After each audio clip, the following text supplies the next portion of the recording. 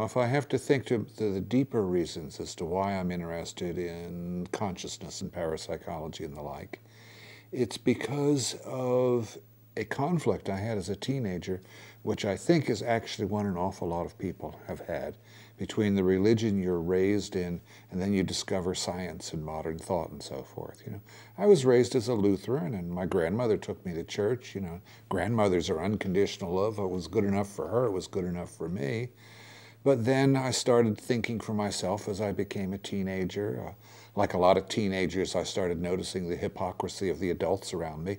So those people who went to church, those grown-ups, were not practicing what they preached. But I was exposed to science too, and realized that science seemed to say that a lot of this religious stuff was nonsense. And I was feeling a considerable conflict there. Now, when I look at what's happened to a lot of my friends and a lot of other people, usually two things happen. They go in the direction of sort of jumping all the way to what they think is the science side, and right, religion is all nonsense, forget about it. Or they kind of psychologically compartmentalize. They'll think about religion on Sunday for a couple of hours and not think about it the rest of the week, and so not experience the conflict. I don't think in retrospect that either one of those is a completely healthy reaction. I was lucky because I was a voracious reader, and I discovered the books on psychical research and parapsychology in which people had gone through the same kind of conflict long before me and said, okay, let's use the basic scientific method to try to refine stuff in the area of religion and spirituality. Let's separate the wheat from the chaff.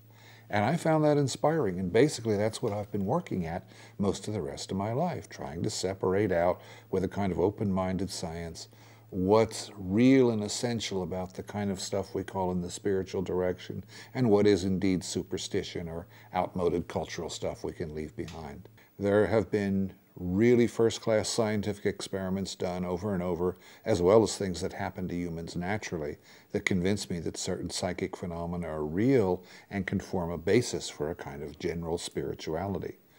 What has changed as I've matured is recognizing how much more complicated the problem is, how much more we can fool ourselves. Okay, I mean, that's one of my special interests in psychology, the way in which we can believe we're being objective and realistic and actually just be reinforcing our prejudices. And the other is an appreciation that spirituality is a lot more complex and a lot more simple in some ways than I ever thought it was.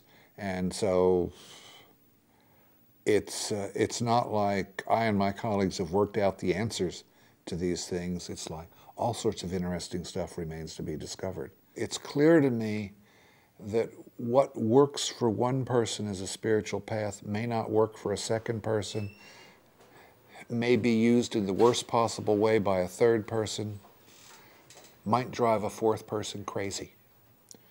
The knowledge we desperately need to develop is what particular kinds of spiritual practices are suitable for what particular kind of person.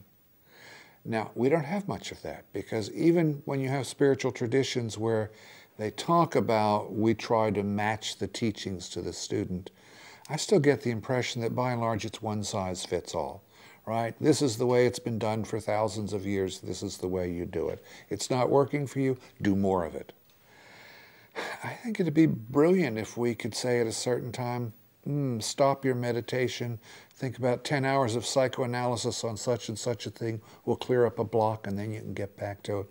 But we don't have the knowledge yet to do that. We're starting to get it. Some psychotherapists, for instance, with knowledge of some of the spiritual traditions, are beginning to experiment with combining, say, psychotherapy and meditation. But by and large, we don't know. My dream is a very large-scale, dozens of years research project done purely empirically, because we don't know how to do it theoretically, purely empirically, where you take, say, the next 100,000 people who are going to go on various spiritual paths, test them with everything we got, and then go back and assess them every few years. And eventually you could empirically work out ways of scoring the tests, so when you came and said to me, how should I develop my spirituality, I might be able to say, take this test, and then look at the results and say, well, whatever you do, don't do Zen. For your type, Zen leads to 2% enlightenment, but there's a 15% psychosis rate, and that's pretty poor odds.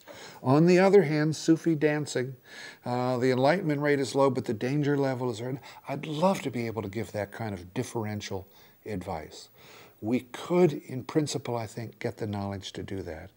But it's not going to happen unless we get a real positive interaction between science and spirituality. The spiritual teachers, by and large, aren't going to do it because they're too invested in upholding their own tradition.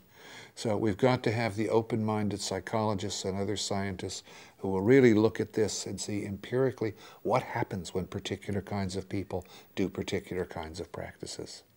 So to me, creating an effective spirituality for our times with transpersonal psychology as the particular vehicle I see at this time is what I see as the thing I can most do, the thing I can most intend to make this world a better place.